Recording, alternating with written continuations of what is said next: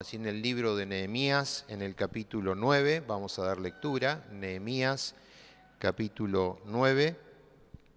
Vamos a leer la bendita palabra del Señor. Un texto importante, vamos a leer casi todo un capítulo en esta noche para que tengamos una lectura precisa, clave de lo que el Señor nos quiera indicar y tengamos nuestra Biblia abierta. Y lo vamos a hacer en el nombre del Padre, del Hijo y del Espíritu Santo. Nehemías capítulo 9, versículo 1, y rápidamente voy a dar lectura. Dice así: el día 24 del mismo mes se reunieron los hijos de Israel en ayuno y con cilicio y tierra sobre sí. Y ya se había apartado la descendencia de Israel de todos los extranjeros, y estando en pie, confesaron sus pecados y las iniquidades de sus padres. Nehemías capítulo 9, versículo 4, dice: luego se levantaron sobre la grada de los levitas Yesúa, Bani, Cadmiel, Sebanías, Buni, Serebías, Bani y Kenani, y clamaron en voz alta a Jehová su Dios. Y dijeron los levitas, Yesúa, Cadmiel, Bani, Absanías, Serebías, Jodías, Sebanías y Petaías. No le coloque un nombre de estos sus hijos, por favor. Dice: levantaos, bendecid a Jehová vuestro Dios desde la eternidad hasta la eternidad, y bendígase el nombre tuyo, glorioso, alto sobre toda bendición y alabanza. Solo tú eres Jehová, tú hiciste los cielos y los cielos de los cielos, con todo su ejército, la tierra y todo lo que está en ella, los mares y todo lo que hay en ellos. Y tú vivificaste todas estas cosas, y los ejércitos de los cielos te adoran. Tú eres, oh Jehová, el Dios que escogiste a Abraham y lo sacaste de Ur de los caldeos y le pusiste el nombre a Abraham, y hallaste fiel su corazón delante de ti e hiciste pacto con él para darle la tierra del cananeo, el eteo, del amorreo, del fereceo, del jebuseo y del gergeseo, para darle a su descendencia, y cumpliste tu palabra porque eres justo. Miraste la aflicción de nuestros padres en Egipto y oíste el clamor de ellos en el Mar Rojo. Hiciste señales y maravillas contra Faraón, contra todos los siervos y contra todo el pueblo de su tierra, porque sabías que habían de proceder con soberbia contra ellos, y te hiciste nombre grande como en este día. Dividiste el mar delante de ellos, pasaron por medio de él en seco, y a sus perseguidores echaste en las profundidades como una piedra en profundas aguas. Con columna de nube los guiaste de día y con columna de fuego de noche, para alumbrarles el camino por donde debían de ir. Y sobre el monte Sinaí descendiste, y hablaste con ellos desde el cielo, y les diste juicios rectos, leyes verdaderas y estatutos y mandamientos buenos. Y les ordenaste el día de reposo, santo para ti, y por mano de Moisés tu siervo les prescribiste mandamientos, estatutos y la ley, y les diste pan del cielo en su hambre, y en su sed les sacaste agua de la peña, y le dijiste que entrasen a poseer la tierra por el cual alzaste tu mano y juraste que se la darías. Versículo 16. Mas ellos y nuestros padres fueron soberbios, y endurecieron su cerviz y no escucharon tus mandamientos. Versículo 17. No quisieron oír, ni se acordaron de tus maravillas que habías hecho con ellos. Antes, dices, endurecieron su cerviz y en su rebelión pensaron poner caudillo para volverse a su servidumbre. Pero tú eres Dios que perdonas, clemente y piadoso, y tardo para la ira, y grande en misericordia, porque no los abandonaste. Además, cuando hicieron para sí becerro de fundición y dijeron: este es tu Dios que te hizo subir de Egipto, y cometieron grandes abominaciones, tú con todo, por tus muchas misericordias, no los abandonaste en el desierto, y la columna de nubes no se apartó de ellos de día para guiarlos por el camino, ni de de noche la columna de fuego para alumbrarles el camino por el cual debían de ir. Y enviaste tu buen espíritu para enseñarles, y no retiraste tu maná de su boca, y agua le diste para su sed. Los sustentaste 40 años en el desierto, de ninguna cosa tuvieron necesidad. Sus vestidos no se envejecieron, ni se hincharon sus pies. Y le diste reinos y pueblos y los repartiste por distrito y poseyeron la tierra de Sehón, la tierra del rey de Asbón y la tierra de Og, rey de Basán. Multiplicaste sus hijos como las estrellas del cielo y los llevaste a la tierra de la cual habías dicho a sus padres que habían de entrar a poseerla. Y los hijos vinieron y poseyeron la tierra y humillaste delante de ellos a los moradores del país, a los cananeos, los cuales entregaste en su mano, y a sus reyes y a los pueblos de la tierra, para que hiciesen de ellos como quisieran. Y tomaron ciudades fortificadas, tierra fértil, heredades, cosas llenas de todo bien, cisternas hechas, viñas y olivares y muchos árboles frutales. Comieron, se saciaron y se deleitaron en gran bondad, pero te provocaron a ira. Y se rebelaron contra ti y echaron tu ley tras sus espaldas y mataron a tus profetas que protestaban contra ellos para convertirlos a ti, e hicieron grandes abominaciones. Qué terribles que eran estos muchachos, ¿verdad? Tremendos. 3, 4, 5 veces el reclamo y la búsqueda de Dios, y seguían. Versículo 28. Pero una vez que tenían ellos paz, volvían a hacer lo malo delante de ti, por lo cual los abandonaste en mano de sus enemigos que los dominaron. Pero volvían y clamaban otra vez a ti, y tú desde los cielos los oías. Y según tus misericordias muchas veces los libraste. Les amonestaste a que se volvieran a tu ley, mas ellos se llenaron de soberbia y no oyeron tus mandamientos, sino que pecaron contra tus juicios, los cuales, si el hombre hiciere, en ellos vivirá. Se rebelaron, endurecieron su cerviz y no escucharon. Les soportaste por muchos años y les testificaste con tu espíritu por medio de tus profetas, pero no escucharon, por lo cual los entregaste en mano de los pueblos de la tierra. Mas por tus muchas misericordias no los consumiste, ni lo desamparaste, porque eres Dios clemente y misericordioso. Ahora pues, Dios nuestro grande, fuerte, temible, que guardas el pacto y la misericordia, no sea tenido en poco delante de ti todo el sufrimiento que ha alcanzado a nuestros reyes y a nuestros príncipes y a nuestros sacerdotes y a nuestros profetas y a nuestros padres y a todo tu pueblo desde los días de los reyes de Asiria hasta este día. Pero tú eres justo en todo lo que ha venido sobre nosotros, porque rectamente has hecho, mas nosotros hemos hecho lo malo.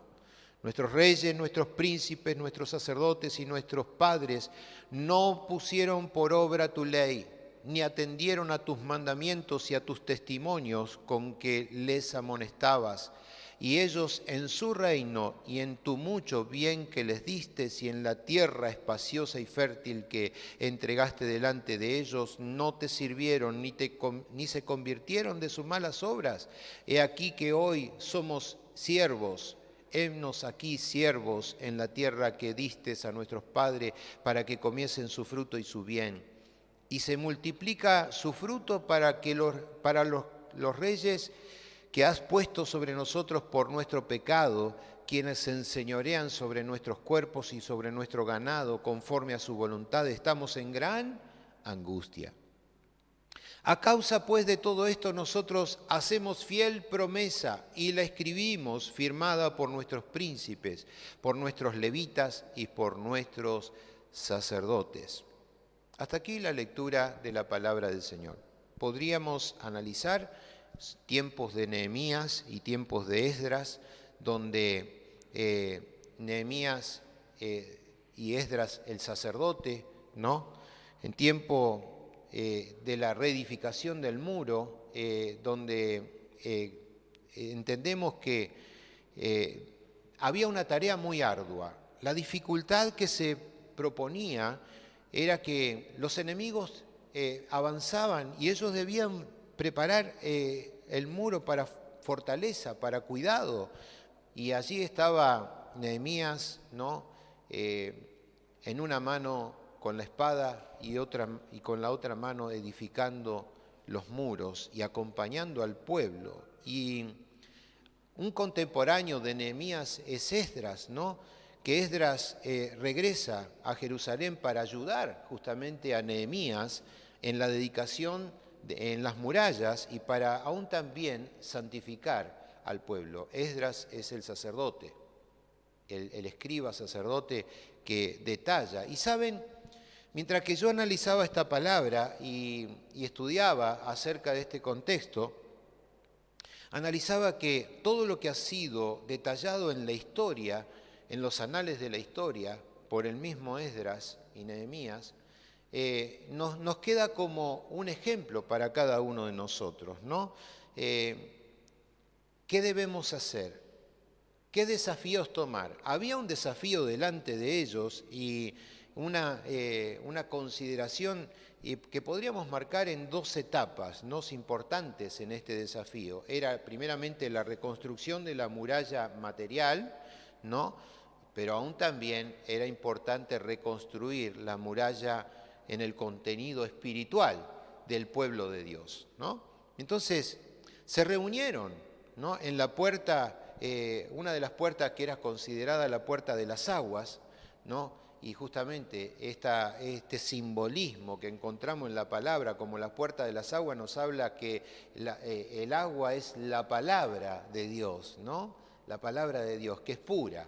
Entonces se reunió todo el pueblo y el pueblo dice que tenía grande apetito de la palabra de Dios. ¿Por qué? Porque le pidieron justamente a Esdras, ¿no?, que trajera la palabra, que abriera los libros, los rollos y les predicara, ¿no? Usted puede leer todo el capítulo 8, 9, 10, 11 y 12 y va a encontrar este contenido. Había hambre de la palabra del Señor y Esdras, ¿no?, el sacerdote, le leyó la palabra y le explicó bajo un tiempo muy, pero muy pronunciado, y aún tenía también la ayuda de quien eran los levitas, aquellos que trabajaban y ofrecían servicio en la casa del Señor.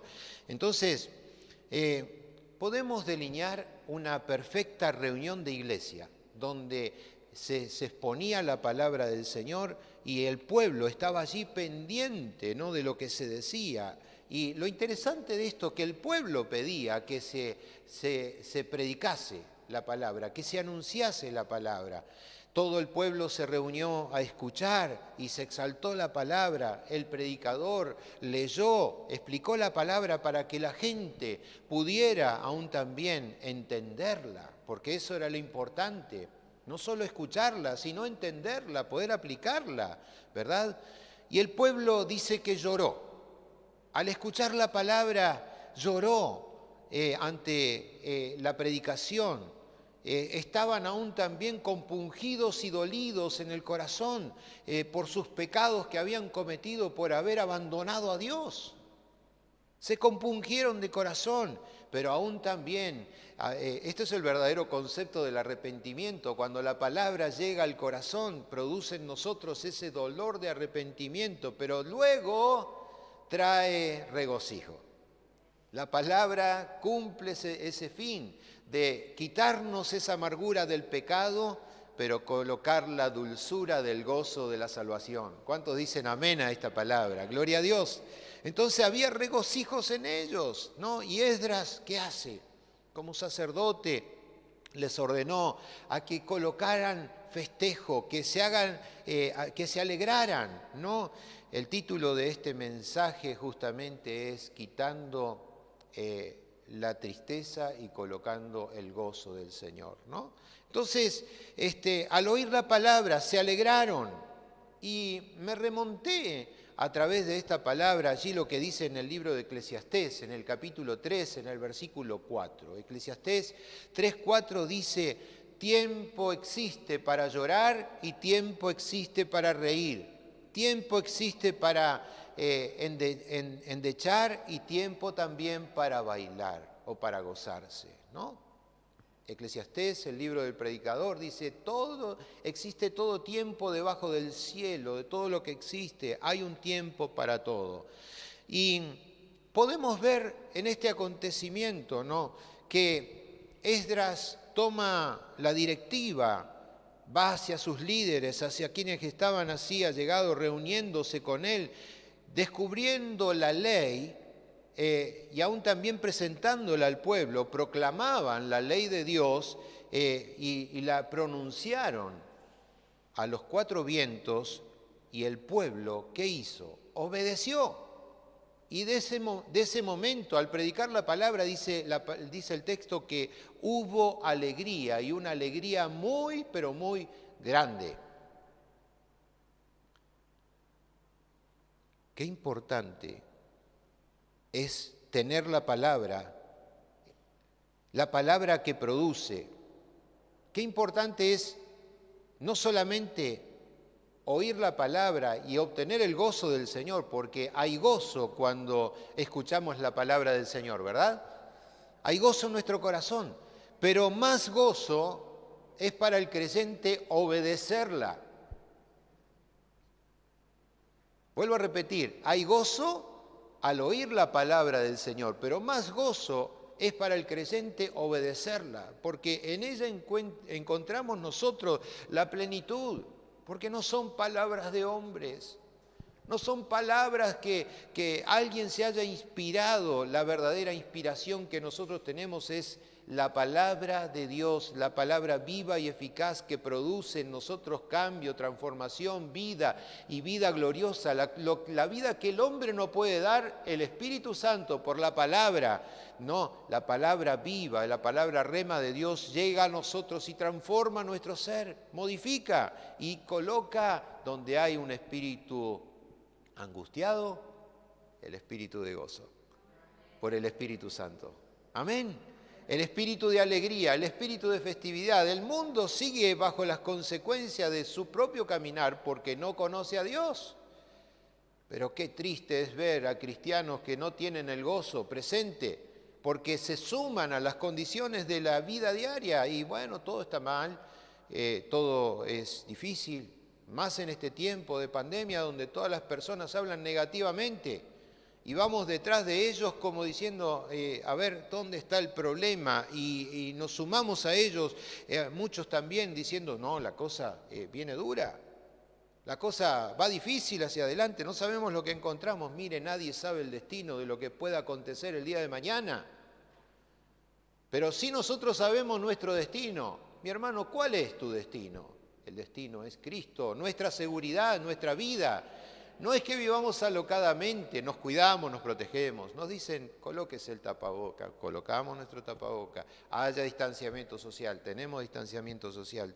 Necesitamos cerrar nuestras puertas y limitar las cantidades de personas para que puedan asistir. Hacemos esto, hacemos lo otro. Sanitización, gloria a Dios por esto, todo está correcto. Pero nuestra vida y nuestra seguridad no está basada en el miedo, sino en la seguridad que el Señor nos da, porque tenemos confianza en quien es nuestro Salvador. El miedo no es de Dios, mis hermanos. Permítame decirle, porque el miedo te paraliza, el miedo te traba, el miedo hace que en vez de avanzar, retrocedas en tus espacios, en tus decisiones. ¿Y cuántas cosas quedan en un segundo lugar? Allí estaba Nehemías y Esdras, hombres valientes, predicando la palabra, enseñándole la palabra del Señor, y no era poca cosa para ellos en ese momento porque, como leíamos en el texto, el pueblo se rebelaba y volvía a los dioses que habían preparado, haciendo becerros y tantas otras cosas, ¿no? Esdras y los sacerdotes levitas le enseñaban la palabra, y saben, escuche esto, porque yo me asombré indagando en las historias judío-cristianas, ¿verdad? No era un tiempo de enseñanza de poca cosa, de minutos, de horas, ¿no? A veces pienso, digo, la iglesia está débil, raquítica muchas veces, Porque pensamos que con una hora de enseñanza de las Sagradas Escrituras ya hemos alcanzado, ¡wow! ¡Qué cosa! No, mis queridos. Era meditar, aprender, corregirse, marcar una vida de conducta. Y Esdras y Nehemías les enseñaban, y aún también los sacerdotes de la iglesia, les enseñaban 3 horas la palabra de seguido. Y luego, ¿qué hacían? Le guiaban al pueblo a que tengan una confesión en la oración. Y luego también otras nuevas 3 horas. Y así todo el día continuamente les enseñaban y les enseñaban la palabra. Oración, palabra, confesión. Oración, palabra, confesión. Confesaban sus pecados y se sentían que necesitados de Dios, se iban a la palabra y buscaban nuevamente. Y vemos que esa era su tarea. Ahora Nehemías, en el capítulo 9, él hace una oración y en esa oración él les está diciendo y le da a conocer, ¿ustedes acaso no se recuerdan lo que Dios hizo con nosotros desde el ámbito, desde el concepto de la creación? ¿Ustedes no se recuerdan lo que hizo con nuestro padre Abraham? ¿Ustedes no se recuerdan de cómo el Señor nos libró en el Éxodo? Las experiencias que tuvieron en el desierto, aún también la conquista que tuvieron acerca de la tierra de Canaán, el periodo de los jueces, cómo el Señor los libró, cómo los sustentó. Aún también en el periodo del cautiverio, ¿no se recuerdan?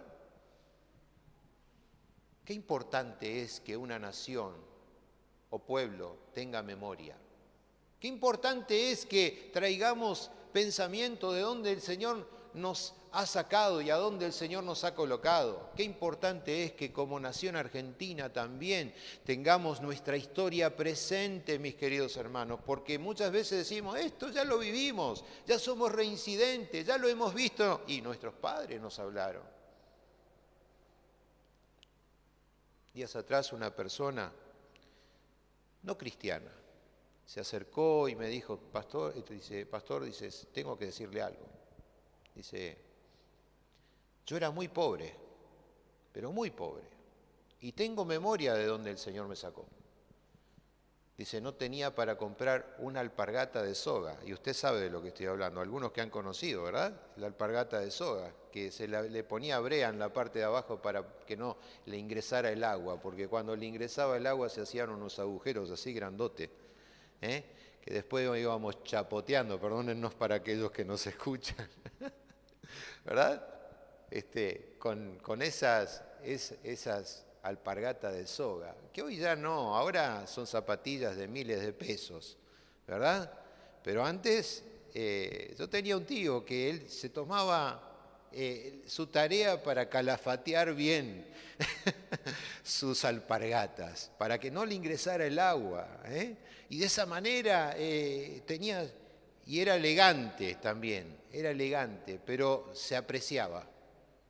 Porque no cualquiera podía comprar un par de zapatillas, no cualquiera podía tener, el que tenía un par de zapatos lo cuidaba. Yo me recuerdo porque mi familia también venía de orígenes muy bajos, de gente trabajadora, ¿verdad?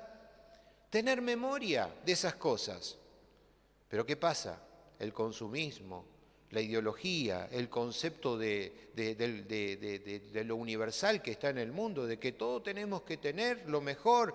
Miren, hay personas que no tienen memoria de lo que han recibido.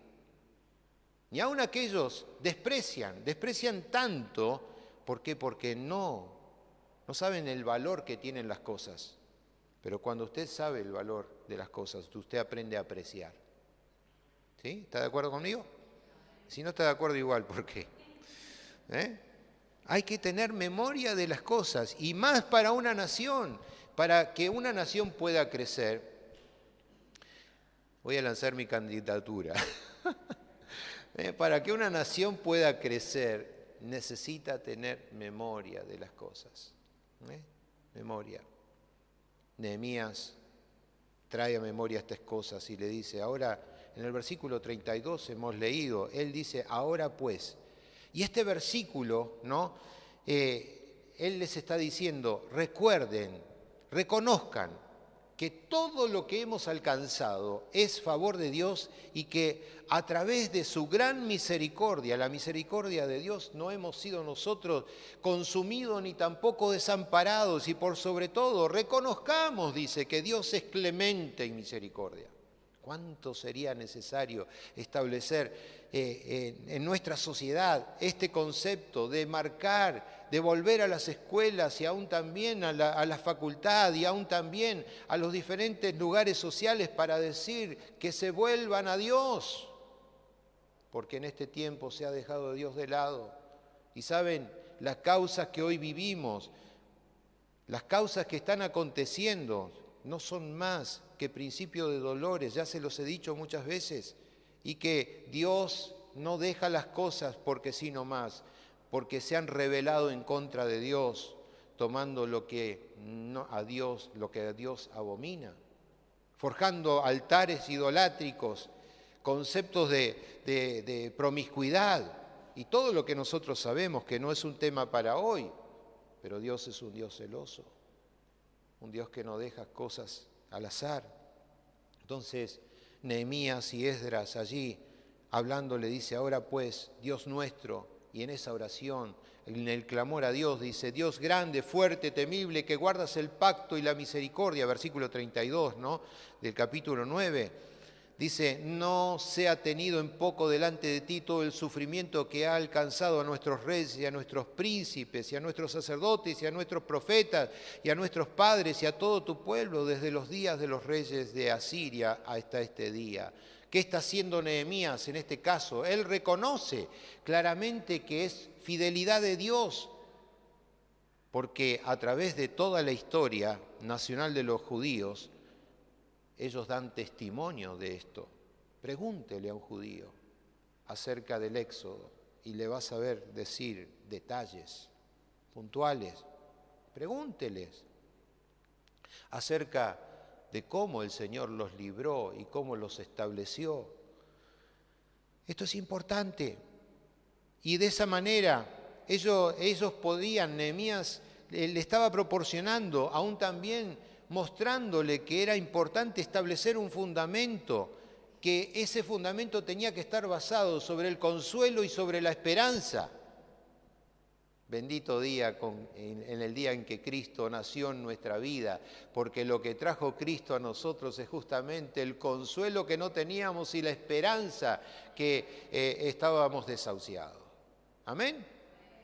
De esa manera Dios siempre muestra su amor. ¿Por qué? Porque Él es amor. Entonces, volviendo al pasaje de Nehemías, Nehemías les muestra y hace una invocación y dice: pueblo de Dios, sepan que nuestro Dios es un Dios grande, que es un Dios fuerte, que es un Dios terrible, que guarda el pacto y la misericordia. Y es necesario que nosotros confesemos nuestros pecados delante del Señor, que nos arrepintamos de todos los hechos. ¿Saben? Se necesitaba valentía, se necesitaba ese varón esforzado para llevarlo al pueblo a esa condición. Fue necesario la valentía de creerle a Dios en ese momento difícil.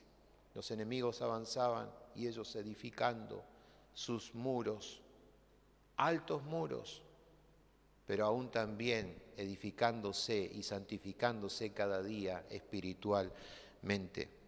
En el capítulo 10 nos da los nombres, ¿no?, de los valientes y consagrados que entraron en un pacto, en una alianza para con Dios en aquel día, ¿no? Y si usted mira en el capítulo 10 cómo comienza este capítulo, dice: los que firmaron, dice allí en el texto del capítulo 10, los que firmaron fueron, y en cabeza de todos los que estaban allí, dice Nehemías, el gobernador. ¿Sabe qué hizo Nehemías? Dice: yo voy a ser el primero en colocar mi firma, porque estoy comprometido con Dios, estoy comprometido con la palabra, estoy comprometido en que si nosotros vemos y hacemos las cosas que Dios nos indica, el Señor será quien pelee por nosotros. Amados, ¿qué será de nosotros? ¿Seremos de los valientes como Nehemías, que cuando tengamos que ser expuestos ante las cosas que vendrán, colocaremos primeramente la firma diciendo, yo soy hijo de Dios, ¿eh? ¿O seremos tan cobardes que seremos como Pedro cuando se encontraba allí con la mujer que le dijo, ¿tú no eres acaso uno de ellos? Y le dijo, no, yo no le conozco, se fue. ¿Seremos nosotros los valientes, los que diremos, sí, yo soy un hijo de Dios? Y por lo tanto es importante que y expongamos nuestro criterio, ¿verdad? Miren, Nehemías fue el primero en comprometerse y le siguió una cantidad. Usted en el capítulo 10 tiene nombres allí de valientes que se fueron esforzados y dedicados, comprometidos con el Señor. Por supuesto, sus nombres quedaron anotados y saben, no solamente registrados en la Biblia, sino que sus nombres están escritos eternamente en el cielo. Ahora nosotros decimos muchas veces, Señor, que deseo que mi nombre esté, y la palabra lo dice, dicen, alegraos y gozaos, no porque los demonios se sujeten a ustedes, sino porque vuestro nombre esté escrito en el libro de los cielos, ¿verdad? Pero para eso, mis hermanos, hubo un gran precio que Cristo pagó por nosotros, para que nuestros nombres estén allí. Estos valientes, esforzados, estuvieron allí y, por supuesto, firmaron ese establecer delante del Señor, se separaron del mal, enderezaron sus caminar y se arrepintieron, ¿no? Y obraron grandes proezas y milagros. Y, por supuesto, dedicaron lo que estaban haciendo al Señor. Dedicaron esas murallas que dijimos que fueron materiales, pero aún también espirituales, o sea que dedicaron su propia vida, ¿no?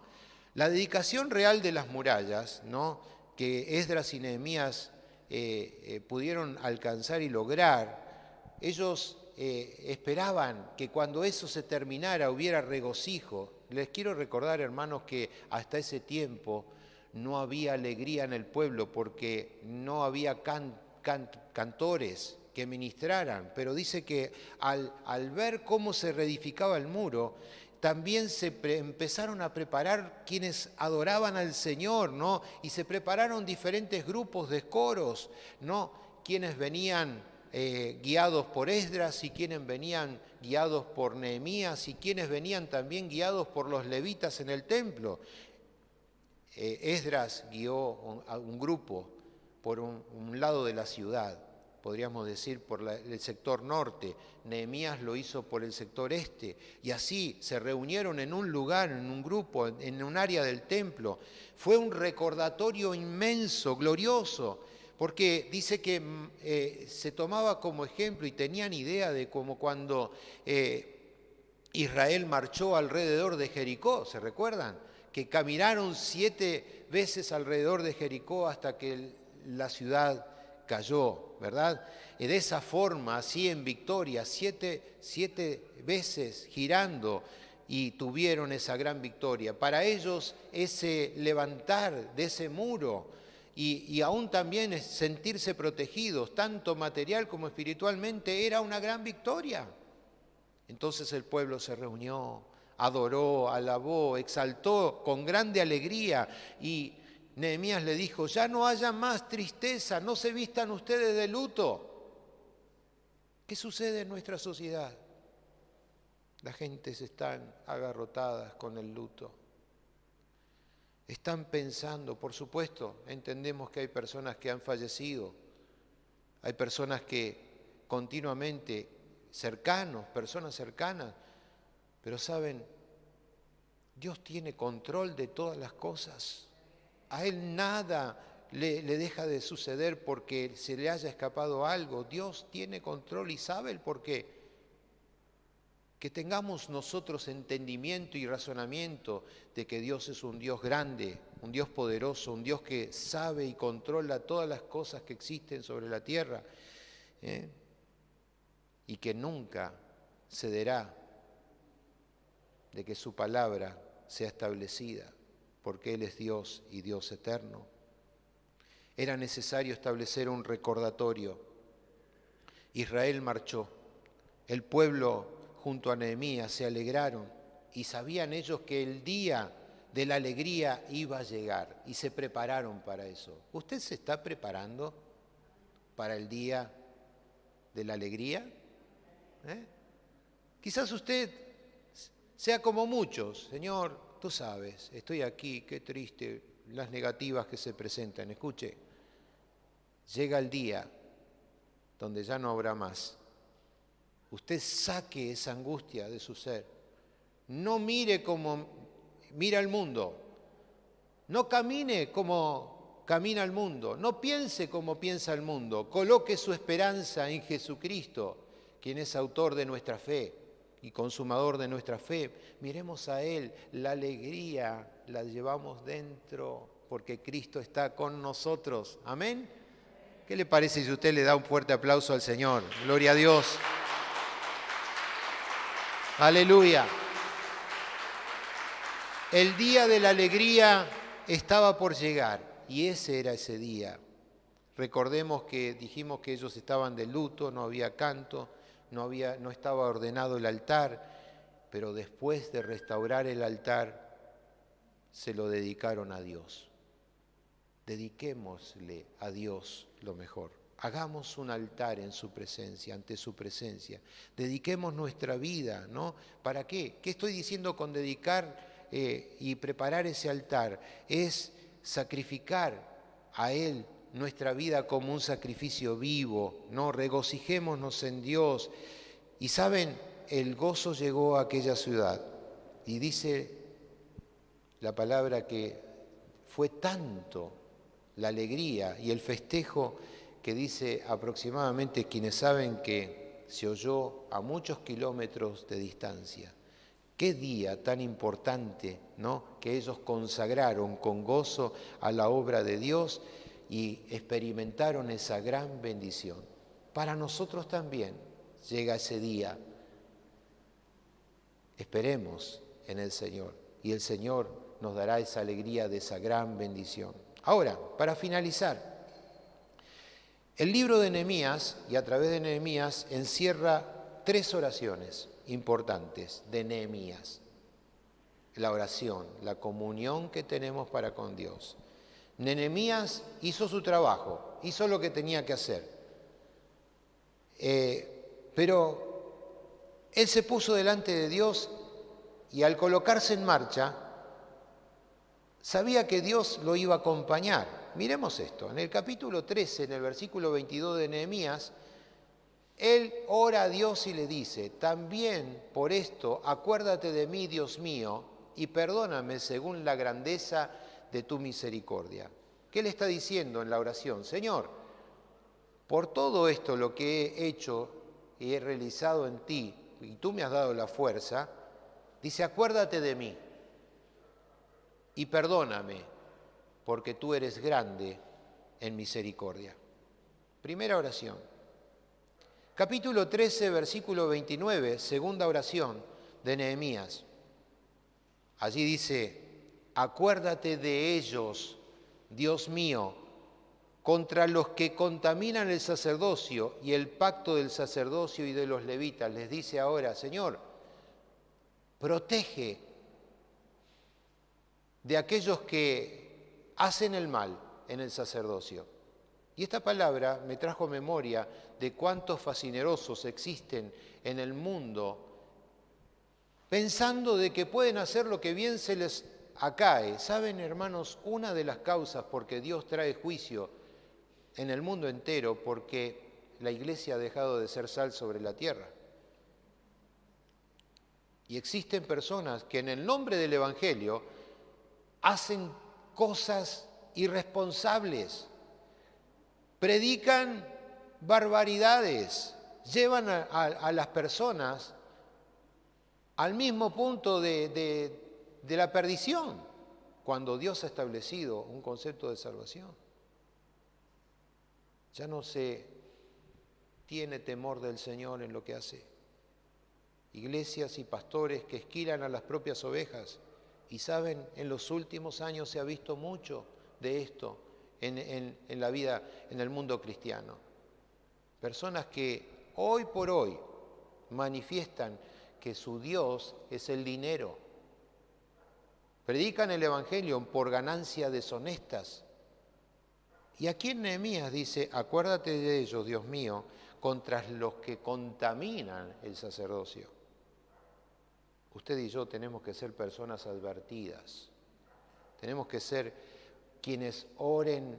¿Para qué? Para que aquellos que realmente hacen las cosas correctas en el sacerdocio, en el ejercicio del pastorado, del evangelismo, de las misiones, aún también en la proyección del evangelio, sean guardados por el Señor. Entonces Nehemías dice, oremos por el verdadero sacerdocio, por el pacto, no que el acto importante que se ejerce para que pueda el evangelio continuar y aún también en la casa del Señor pueda ser ofrecida la alabanza y la exaltación.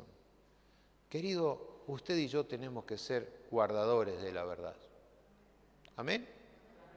Guardadores de la verdad. Y cuando algo acontece fuera de su lugar, establecer la corrección, ¿no? Establecer la corrección. Tercera oración de Nehemías. En el capítulo 13, versículo 31, en la segunda parte, él levanta su oración y dice, acuérdate de mí, Dios mío, para bien. Dice, Señor, yo he preparado todo. He hecho nada más ni nada menos lo que tú me dijiste que hagas. Señor, he procedido según tu voluntad. Ahora, Dios mío, acuérdate de mí para bien. ¿Se atribuía algo Nehemías para sí mismo? ¿Verdad que no? Todo lo que había hecho, todo lo que había sufrido, todo lo que había que levantar a ese pueblo. Él dice, Señor, todo lo que he hecho te lo rindo a tus pies. Solamente te pido que tú te acuerdes de mí y obres para bien. Qué lindo. Qué oración interesante.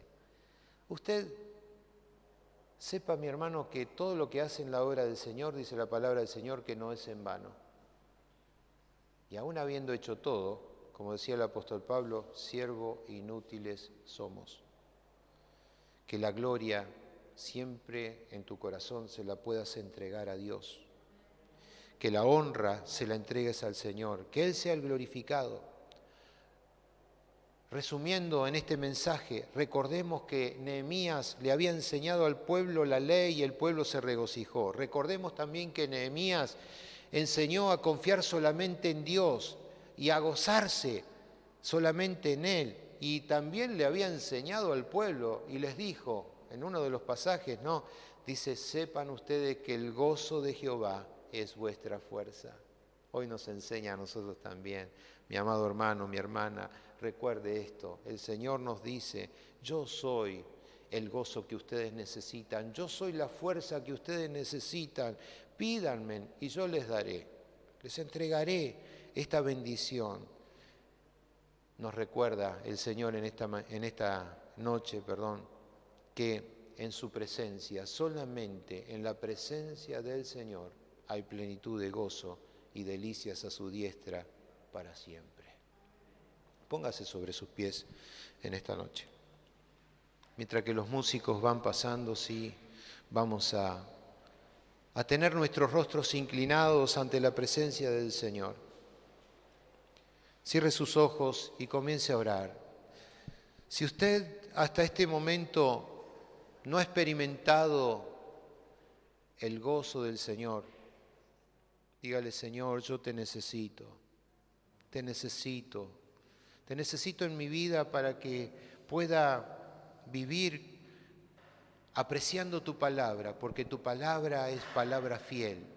Dígaselo al Señor con sus labios en esta tarde. Dígale al Señor cuánto usted le ama y cuánto usted necesita de Él, cuánto necesita aprender de su palabra. Dígale, Señor, muéstrame tus sendas.